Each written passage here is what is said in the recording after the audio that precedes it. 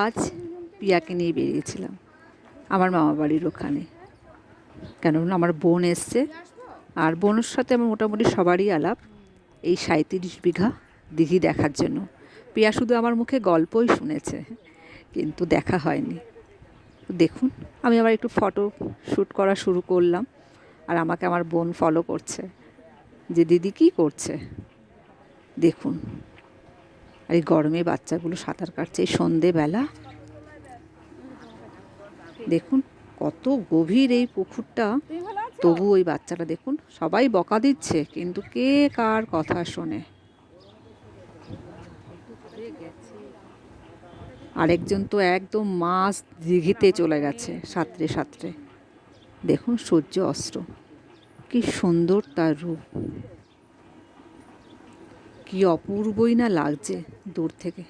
এই যে আস্তে আস্তে করে নিচে নেমে যাচ্ছে সূর্যটা, দেখুন।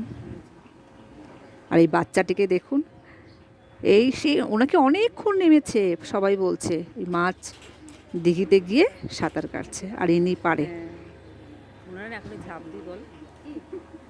আমারই ইচ্ছে করছিল ছেলেবেলায় ফিরে যেতে, আমরাও এরকম বিকেলবেলায় ছোটোবেলায় সাঁতার কাটতাম, জল থেকে উঠতেই চাইতাম না। ওদেরকে কি বলবো। কে কে এরকম পুকুরে সাঁতার কেটেছেন, এত বড় পুকুরে, কমেন্টের মাধ্যমে জানাবেন কিন্তু। দেখুন মাছ ছেড়েছে মনে হয়। এই মাছের কামড় খেতে এখন মানুষ শপিং মলে যায়, আর আমরা ছোটোবেলায় এই পুকুরের ঘাটে পা দিয়ে দাঁড়ালেই আমাদের মাছ পাশে পায়ে কুট কুট করে কামড়ায়। মানে যেটা প্রাকৃতিক নিয়মে হতো সেটা এখন পয়সা খরচা করে কৃত্রিম নিয়মে হচ্ছে। সব কিছুই কৃত্রিম হয়ে গেছে প্রাকৃতিকটা। কি সুন্দর লাগছে দেখুন ঢেউগুলো।